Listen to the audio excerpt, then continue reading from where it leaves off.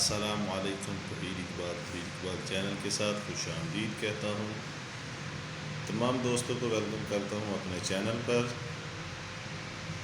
Medicine اور medical کے حوالے سے ریویو کرتا ہوں۔ آج ریویو کروں گا رائزک 20 کیپسول کے حوالے سے۔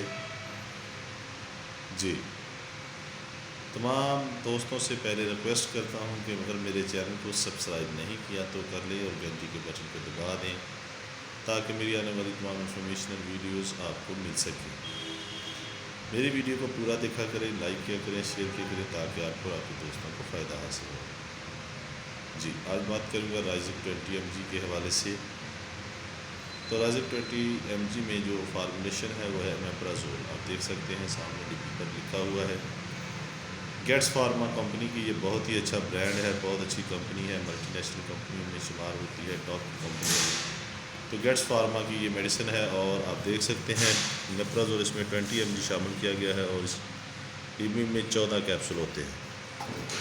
245 روپے اس کی قیمت ہے دوستو، بہت ہی اچھا یہ کیپسول ہے۔ اور یہ اس کے اب یوزز کے بارے میں بات کروں گا۔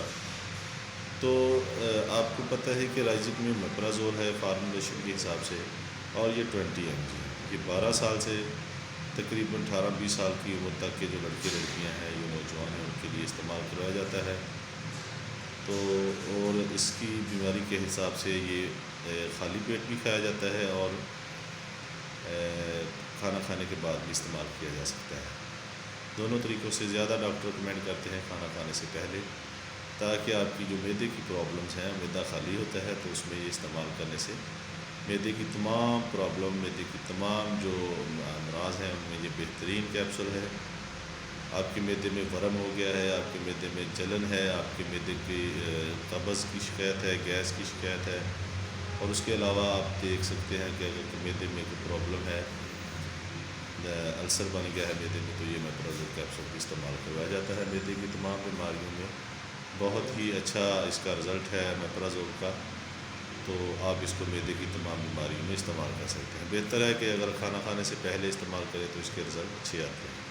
ڈاکٹر ریکمینڈ کرتے ہیں معدے کی بیماریوں کے لیے، معدے میں درد ہے، معدے میں جلن ہے، معدے میں گیس قبض ہے، اور اس کے علاوہ آپ معدے کی تمام بیماریوں میں اس کو استعمال کر سکتے ہیں۔ جی، تو میں ایک بات کہنا کبھی نہیں بھولتا کہ آپ نے کوئی بھی میڈیسن جو ہے وہ ڈاکٹر کی ریکمینڈیشن کے بغیر استعمال نہیں کرنی۔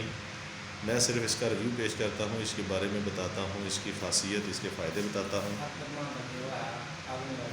تو انشاءاللہ تعالیٰ آپ بہترین رزلٹ حاصل کریں گے۔ تو میں آج جانے سے پہلے ریکویسٹ کرتا ہوں کہ آپ میرے چینل کو سبسکرائب کر لیں، گھنٹی کے بٹن کو دبا دیں تاکہ آنے والی تمام انفارمیشن ویڈیو آپ کو مل سکے۔ اپنا بہت زیادہ خیال رکھیے گا۔ اللہ حافظ۔